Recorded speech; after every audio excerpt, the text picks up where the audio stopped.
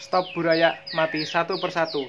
Dengan cara ini efisiensitasnya itu 50% ya, sudah saya buktikan. Jadi maksudnya gimana efisiensitas 50% itu? Dengan cara ini buaya itu yang hidup kurang lebih 50%.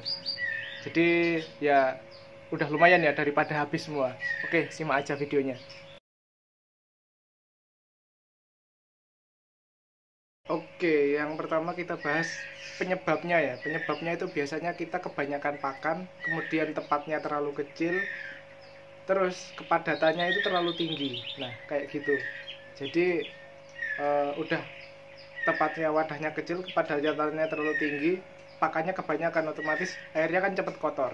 Padahal sebenarnya buaya gupi itu memiliki daya tahan tubuh yang lebih tinggi daripada eh, apa ikan gupi yang sudah dewasa. Jadi semisal kalian ya mencampurkan ikan gupi umur dewasa dengan beberapa buaya ikan gupi yang ikan dewasanya tidak suka memakan buaya, itu biasanya kalau terserang penyakit yang mati itu yang dewasa, sedangkan buayanya itu kan tetap bertahan. Nah, semisal di tempat kalian tempat buaya itu sudah banyak yang mati, berarti itu emang airnya itu udah terlalu sudah sangat buruk. Jadi kualitas airnya itu sudah amat sangat buruk. Jadi di sana itu banyak protein bekas pakan yang terlarut, terus kemudian kandungan amonia yang terlalu tinggi. Di sana itu bisa memicu timbulnya berbagai macam penyakit seperti finrut, white spot, dan jamur dan lain sebagainya. Ditambah lagi farmnya kalian itu kurang cahaya. Alangkah lebih baiknya itu tempat buaya itu terkena sinar matahari pagi atau sore gitu. Jangan terlalu lama. Yang penting nggak perlu lama, yang penting dapat sinar matahari kayak gitu. Terus langsung aja solusinya, kalau saya kayak gini, langsung diobatin aja. Oke. Nah, ini ya contoh buaya saya yang terserang penyakit. Itu di dasar itu banyak yang mati. Nah, itu di dasar. Ini nggak kelihatan ya, kelihatannya kayak normal, tapi sebenarnya dia itu terserang penyakit. Langsung aja kita sipon biar yang mati itu bisa dikeluarin. Nah, ini dia yang udah mati-mati. Sebagian yang masih hidup, yang kesipon ini nanti kita ambil lagi, kita balikkan ke tempatnya. Nah, ini lumayan ya, banyak banget. Langsung aja, kalau pengobatannya itu ada berbagai macam cara. Kalau saya sih pakainya itu quarantine med. Tahu ya quarantine med? Biasanya orang nyebutnya itu obat koi, harganya itu cukup 35 ribuan aja. Ini kita balikin lagi yang udah jatuh. Kalau kalian pakai tetracycline itu juga bisa. Terus pakai obat biru atau bleach itu juga bisa. Kalau pakai akrivavin itu juga bisa. Tapi menurut saya yang paling efektif itu menggunakan quarantine med ini. Nah, ini contohnya. Kayak gini ya saya. Dosisnya itu 1 gram per 100 liter air. Tapi saya gunakan secukupnya sampai airnya itu terlihatan agak menguning. Nah, ini saya tambahkan aerator juga. Fungsinya untuk apa? Nah, karena obat ini partikelnya kecil ya, jadi dia akan bersaing berikatan dengan oksigen. Jadi kalau ada obat ini, oksigennya itu akan rendah. Alangkah lebih baiknya dikasih aerator, tapi aeratornya ini masih terlalu kekencangan ya, nanti kita kecilin. Jadi kayak gitu, nanti warnanya agak kekuningan. Udah cukup. Kadang juga saya tambahkan garam sih. Fungsinya untuk apa? Nah, ini untuk menstabilkan osmosis dan menghambat pertumbuhan berbagai macam penyakit. Menghambat saja tapi ya.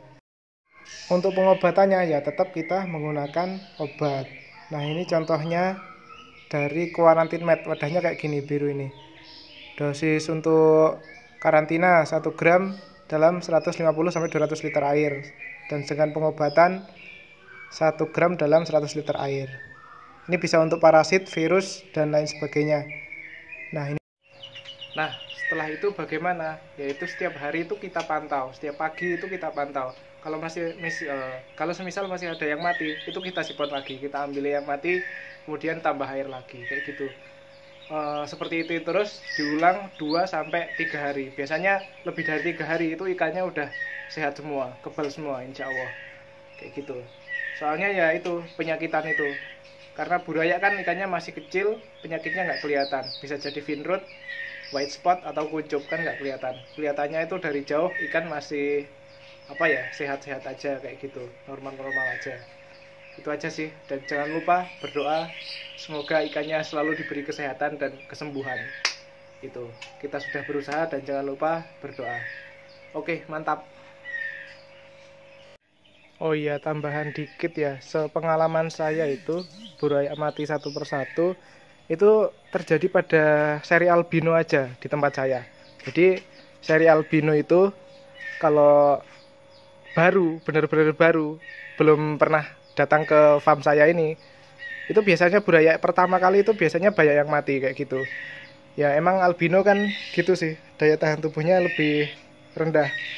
Nah, setelah burayanya itu, sisa burayanya itu kalau dibesarkan, nanti diternak itu baru buraya dari buraya yang tinggal dikit itu bertahan. Ya kayak gitu sih. Soalnya kan genetiknya itu beda. Jadi genetik pertama itu untuk bertahan di lingkungan farm yang tempat saya beli. Nah, sedangkan sudah saya beli, genetiknya pun tidak apa ya, tempatnya kan otomatis berbeda lingkungannya. Jadi mereka perlu beradaptasi dengan lingkungan baru kayak gitu ya. Seperti itu sih contohnya. Ini AFR saya awal-awal dulu banyak yang mati, terus ini F2 nya ini banyak banget jadinya, aman. Blue Sky juga gitu, AFP juga gitu, AFP habis terus. Pelihara itu induknya juga sering mati, tapi kebetulan di sini AFP ada tempat yang murah jualnya, udah bagus. Oke, thank you. Assalamualaikum warahmatullahi wabarakatuh. Jangan lupa subscribe dan like.